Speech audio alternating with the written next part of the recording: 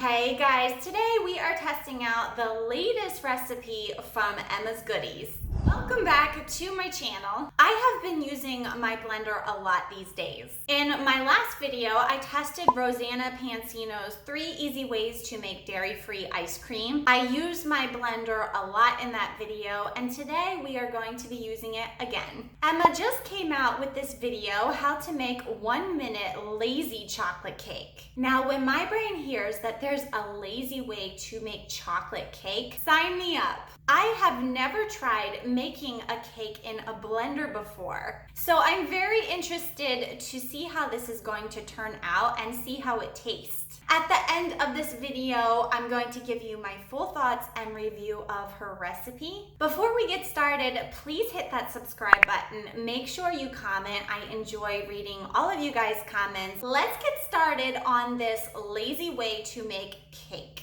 Emma tells us we need some flour, sugar, baking soda, salt, cocoa powder, milk, and 1 egg. This guy had places to be, I guess. After making sure he stays, we will also need some butter and lemon juice.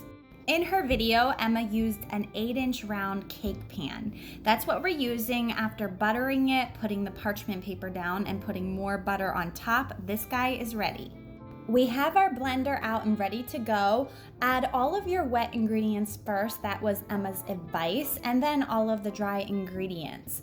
I think she said if you added the dry ingredients first, it would just stick to the bottom and wouldn't combine well.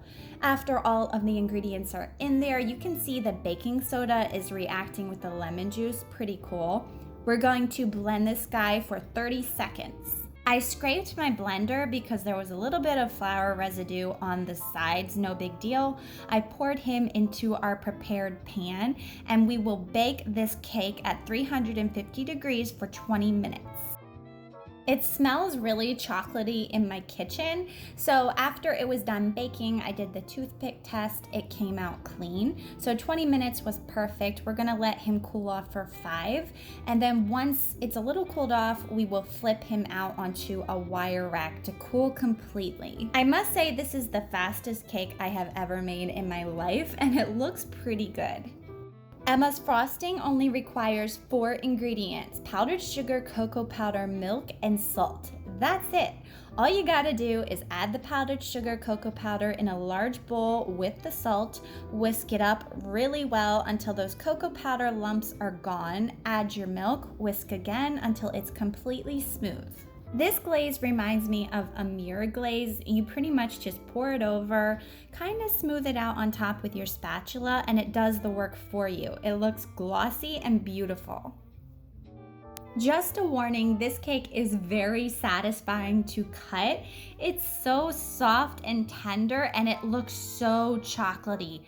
Definitely my kind of cake so far. This looks just like her video, so on presentation, I'm giving it a 10 out of 10. That looks so soft. That's a pretty solid chocolate cake. The cake itself is so delicious. It's very moist, has a great chocolatey flavor. It's so soft and tender, melts in your mouth. Now, normally for me, the icing would be a little bit too runny, and the taste of cocoa powder is a little strong. However, the icing goes great with this cake because the cake is so soft, it kind of melts into the cake, making the cake even more soft and tender and delicious.